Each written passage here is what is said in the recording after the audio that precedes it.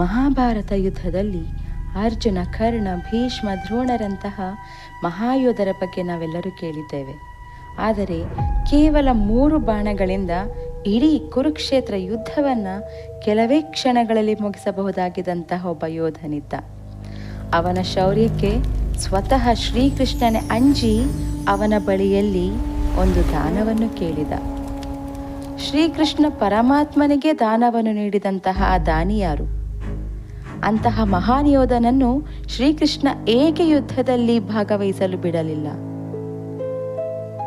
ಆತನೇ ಬರ್ಬರಿಕ. ಬನ್ನಿ ಸ್ನೇಹಿತರೆ, ಇವತ್ತಿನ ವಿಡಿಯೋದಲ್ಲಿ ಬರ್ಬರಿಕನ ಬಗ್ಗೆ ಮಾಹಿತಿಯನ್ನು ತಿಳಿಯೋಣ. ಆತ್ಮೀಯ ಸಹೃದಯಿ ಕೇಳುಗರಿಗೆ ಕನ್ನಡ ಗಾಥಾ ಯೂಟ್ಯೂಬ್ ಚಾನಲ್ಗೆ ಸುಸ್ವಾಗತ. ಇದು ಪುರಾಣಗಳು, ಇತಿಹಾಸ, ಮಹಾಕಾವ್ಯಗಳು, ರಾಜರು, ಯೋಧರು, ಋಷಿಗಳು, ಸಂತರು ಹಾಗೂ ನಮ್ಮ ಸಂಸ್ಕೃತಿಯ ಅದ್ಭುತ ಕಥೆಗಳನ್ನು ಕನ್ನಡದಲ್ಲಿ ನಿಮ್ಮ ಮುಂದೆ ತರುವ ವಾಹಿನಿ.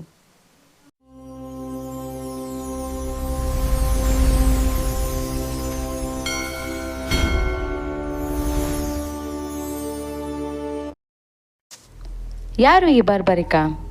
ಮಹಾಭಾರತದಲ್ಲಿ ಎಲ್ಲಿ ಇವನ ಪಾತ್ರ ಬರುತ್ತೆ ಅನ್ನೋದನ್ನು ಎಲ್ಲರೂ ಯೋಚನೆ ಮಾಡ್ತಾ ಇರಬೇಕು. ಬರ್ಬರಿಕ ಬೇರೆ ಯಾರೂ ಅಲ್ಲ, ಆತ ಘಟೋತ್ಕಚ ಮತ್ತು ಮೌರ್ವಿಯವರ ಪುತ್ರ.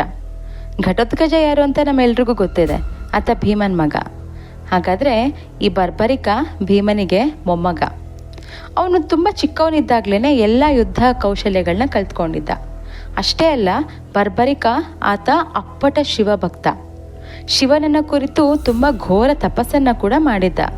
ಅವನ ತಪಸ್ಸಿಗೆ ಒಲಿದು ಶಿವ ಪ್ರತ್ಯಕ್ಷ ಆಗಿ ಅವನಿಗೆ 3 ಬಾಣಗಳನ್ನು ಕೊಟ್ಟಿರ್ತಾನೆ. ಆ 3 ಬಾಣಗಳು ಕೂಡ ತುಂಬ ವಿಶೇಷ ಶಕ್ತಿಯನ್ನು ಹೊಂದಿತ್ತು. ಹಾಗಾಗಿ ಅವನನ್ನು 3 ಬಾಣಧಾರಿ ಅಂತ ಕೂಡ ಕರೀತಿದ್ರು.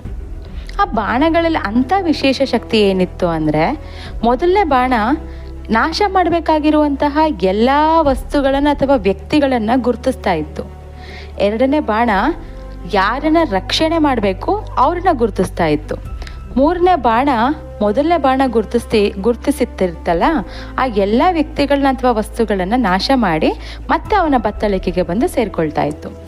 ಈ ರೀತಿಯಾಗಿ 3 ಬಾಣಗಳನ್ನ ಹೊಂದಿದಂತಹ ಈ ಬರ್ಬರಿಕ ಕುರುಕ್ಷೇತ್ರ ಯುದ್ಧ ಶುರುವಾದಾಗ ಯುದ್ಧವನ್ನು ನೋಡಬೇಕು ಅಂತ ಹೇಳಿ ಹೋಗ್ತಿರ್ತಾನೆ. ಅವನ ತಾಯಿ ಅವನ ಹತ್ರ ಒಂದು ವಚನ ತಗೊಳ್ತಾಳೆ. ಅವನು ಯಾವ ಒಂದು ಪಕ್ಷ ಸೋಲ್ತಾ ಇರುತ್ತೋ, ದುರ್ಬಲವಾಗಿರುತ್ತೋ ಅವ್ರಿಗೆ ಮಾತ್ರ ಸಹಾಯ ಮಾಡಬೇಕು ಅಂತ ಅವನ ತಾಯಿಗೆ ವಚನವನ್ನು ಕೊಟ್ಟು ಆತ ಯುದ್ಧಕ್ಕೆ ಹೋಗ್ತಿರ್ತಾನೆ.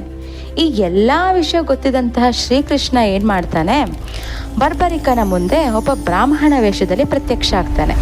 ಪ್ರತ್ಯಕ್ಷ ಆಗಿ ಆತ ಅವನಿಗೆ ಆ 3 ಬಾಣಗಳಲ್ಲಿ ಯುದ್ಧ ಹೇಗೆ ಗೆಲ್ತೀಯಾ ಅಂತೆಲ್ಲ ಕೇಳ್ತಾನೆ. ಬರ್ಬರಿಕ ಹೇಳ್ತಾನೆ ಆ ಬಾಣಗಳ ಒಂದು ಶಕ್ತಿಯನ್ನು. ಅದನ್ನು ಪರೀಕ್ಷೆ ಮಾಡೋದಕ್ಕೋಸ್ಕರ ಕೃಷ್ಣ ಏನು ಮಾಡ್ತಾನೆ, ಅಲ್ಲೇ ಇದ್ದಂತಹ ಒಂದು ಅಶ್ವತ್ಥ ಮರದಲ್ಲಿದ್ದಂತಹ ಎಲ್ಲ ಎಲೆಗಳನ್ನು ಗುರುತಿಸಿ ನೋಡೋಣ ಅಂತ ಹೇಳ್ತಾನೆ. ಅಷ್ಟೇ ಅಲ್ಲ, ಶ್ರೀಕೃಷ್ಣ ಒಂದು ಎಲೆನ ಅವನ ಪಾದದ ಕೆಳಗಡೆ ಬಚ್ಚಿಟ್ಕೊಂಡಿರ್ತಾನೆ. ಅವನ ಬರ್ಬರಿಕನ ಮೊದಲನೇ ಬಾಣ ಹೋಗಿ ಎಲ್ಲ ಎಲೆಗಳನ್ನ ಗುರುತಿಸುತ್ತೆ. ಮತ್ತು ಒಂದು ಎಲೆ ಶ್ರೀಕೃಷ್ಣನ ಪಾದದ ಕೆಳಗಿತ್ತಲ್ಲ, ಅದಕ್ಕೋಸ್ಕರ ಅದು ಬಂದು ಪಾದದ ಹತ್ರನೇ ಸುತ್ತಾ ಇರುತ್ತೆ. ಇದರಿಂದಾಗಿ ಕೃಷ್ಣನಿಗೆ ಗೊತ್ತಾಗೋಯ್ತು ಬರ್ಬರಿಕ ಮಹಾನ್ ಶಕ್ತಿವಂತ ಅಂತ. ಅವನು ಹೋದ ಅಂತ ಹೇಳಿದ್ರೆ ಯುದ್ಧದಲ್ಲಿ ಬೇರೆ ಯಾರೂ ಉಳಿಯಲ್ಲ, ಯಾವ ಪಕ್ಷ ಸೋಲುತ್ತಾ ಆ ಕಡೆ ಹೋಗ್ತಾನೆ. ಸೊ ಹಾಗಾಗಿ ಎಲ್ಲ ಪಕ್ಷವನ್ನು ಕೂಡ ನಾಶ ಮಾಡಿಬಿಡ್ತಾನೆ.